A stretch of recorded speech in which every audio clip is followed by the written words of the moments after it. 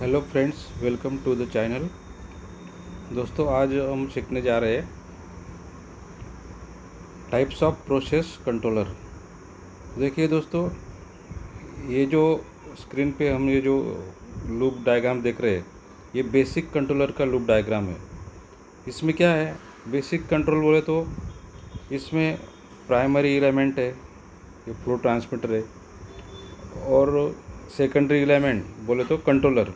तो ये जो कंट्रोलर है ये हमारा डिशेज सिस्टम में कंट्रोलर है। तो ये डिशेज भी हो सकता है, स्कैडा भी हो सकता है, पीएलसी भी हो सकता है, या तो इंडिविजुअल कंट्रोलर भी हो सकता है।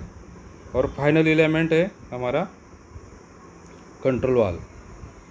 तो इसमें क्या होता है, देखिए दोस्तों, हम जब भी कोई भी कंट्रोलर में जब हम कॉन्फ़िगर करते हैं, हम प्रोग्रामिंग करते हैं, उसके जो फीचर्स है वो कैसे यूज़ करने हैं वो आज हम जानेंगे। तो दोस्तों, ये बेसिक कंट्रोलर में क्या होता है, जैसे ही हम इसमें प्रोग्राम करेंगे, ये सिंपल कंट्रोलर है, तो इसमें हमें सबसे पहले पावर कितना है उसका वो डिसाइड करके वो पावर देना होता है। जैसे कि 24 वोल्ट है या 220 वोल्ट है, वो पावर देनी होती है। उसके बाद कंट्रोलर ऑन करके उसका इनपुट क्या है, रेजिस्टेंस इनपुट है, मिली वोल्ट इनपुट है, मिली एम्प्स इनपुट है, पल्स इनपुट है। ये इसका जो स्पेसिफिकेशन होता है ब्लॉक डायग्राम, उस पर मेंशन रहता है कि इसका इनपुट क्या है। और अगर मल्टी इनपुट वाला कंट्रोलर है तो उसमें हमें जो चाहिए वो हम प्रोग्राम के द्वारा हम वो प्रोवाइड कर सकते हैं। तो ये हो गया इनपुट का, इनपुट सिलेक्शन रहता है, उसमें हम उस इनपुट सिलेक्शन के बाद उसका रेंज फिक्स करना पड़ता है। अगर टेम्परेचर है तो डिग्री सेल्सियस में, प्रेशर है तो प्रेशर के यूनिट्स में, लेवल है तो परसेंटेज में, ऐसा यूनिट और रेंज फिक्स करना पड़ता है। उसके बाद आउटपुट सेक्शन में आउटपुट फिक्स करना पड़ता है। आउटपुट तो 0 to 100% रहता है, लेकिन अगर कोई फाइनल एलिमेंट हमारा वोल्टेज वाला है तो 0 to 10 वोल्ट भी या 1 to 5 वोल्ट भी आउटपुट हो सकता है। ये हो गया, ये बेसिक पैरामीटर हो गए। और ये कंट्रोलर के जो टाइप्स होते, ये तो अपना सिंपल लूप हो गया दोस्तों। उसके बाद जो कंट्रोलर के टाइप्स होते हैं वो हम आगे देखते हैं। देखिए, कंट्रोलर के टाइप्स जो होते हैं ना, ज़्यादातर 4 टाइप्स के होते हैं। सबसे पहले होता है on off controller. On off controller ये सिंपल रहता है। इसमें जो हम सेट पॉइंट देते हैं, वो सेट पॉइंट अचीव किया तो आउटपुट का कमांड चेंज होता है हमारा। 0 है तो 1 हो जाएगा, 1 है तो 0 हो जाएगा। तो ये डायरेक्ट 0 1, इसका जो आउटपुट है वो 0 1 होता है, इसलिए इसको ऑन ऑफ कंट्रोलर बोलते हैं। और उसके बाद जो है प्रोपोर्शनल कंट्रोलर है दूसरा, और तीसरा है इंटीग्रल कंट्रोलर, और चौथा है डेरिवेटिव कंट्रोलर। तो दोस्तों, ये जो हम देख रहे हैं, ये जो स्ट्रक्चर देख रहे हैं हम, ये कंट्रोलर का प्रिंसिपल है। तो इसमें क्या है दोस्तों, the control units are in general build on the control principles. तो ये कंट्रोल प्रिंसिपल्स में ये सब कंट्रोलर्स आते हैं। प्रोपोर्शनल कंट्रोलर यानी कि पी, इंटीग्रल कंट्रोलर बोले तो हमारा आई हो गया, और डेरिवेटिव कंट्रोलर बोले तो डी हो गया। तो कॉमनली हम इसे बोलते हैं कि पीआईडी कंट्रोलर। तो आज जानते हैं दोस्तों अपन कि पीआईडी क्या होता है।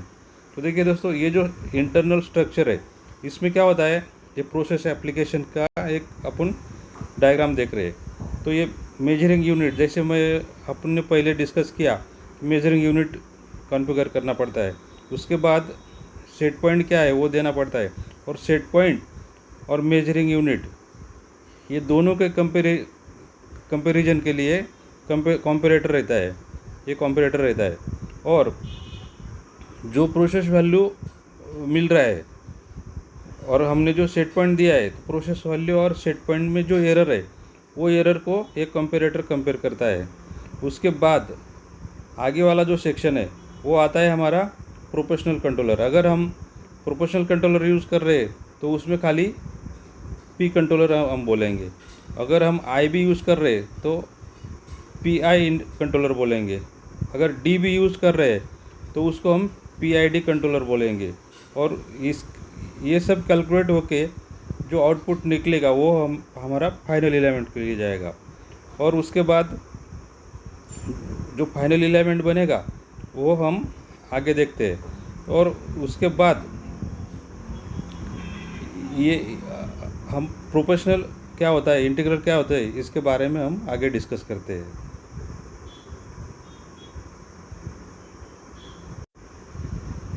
हाँ तो देखो दोस्तों, अभी हम देखते हैं पी क्या होता है, प्रोपोर्शनल बैंड।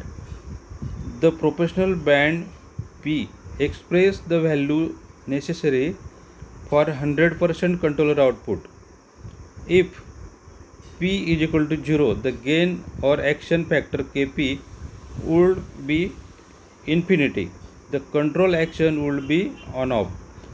देखो दोस्तों, इसमें क्या होता है ना, अगर हमारा ऑन ऑफ कंट्रोलर है तो उसमें हम अगर P पैरामीटर का वैल्यू अगर हम 0 कर देते तो वो ऑन ऑफ कंट्रोलर हो जाता है।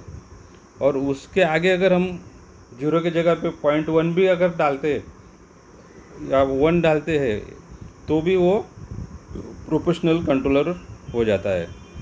और दूसरा है इंटीग्रल कंट्रोलर।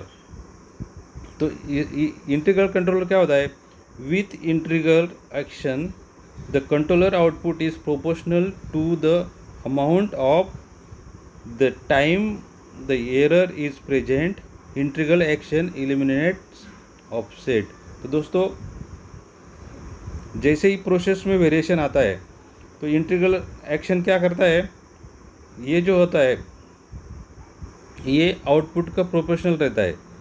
तो जैसे आउटपुट बढ़ेगा तो इंटीग्रल भी हमारा इंटीग्रल वो आउटपुट का ऑफसेट को मेंटेन करता है, यानी एलिमिनेट करता है।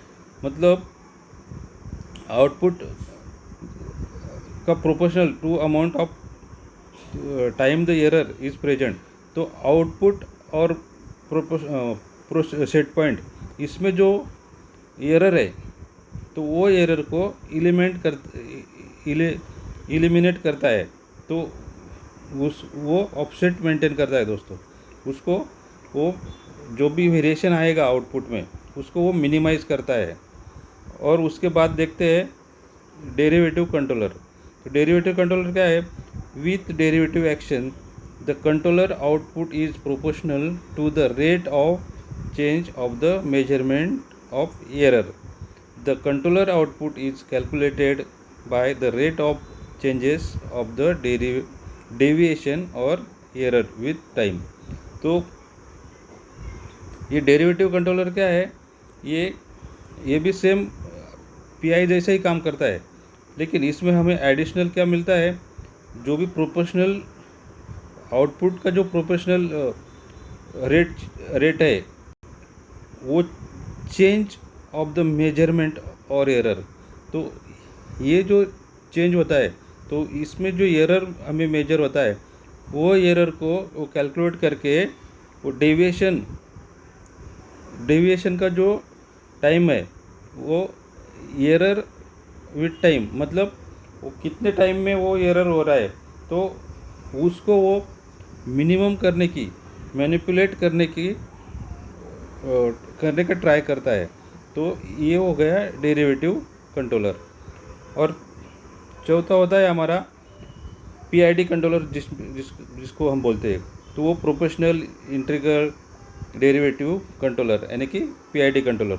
तो इसमें हम ये तीनों कंट्रोलर का कॉम्बिनेशन होता है, जैसे हमने पहले डायग्राम में देखा।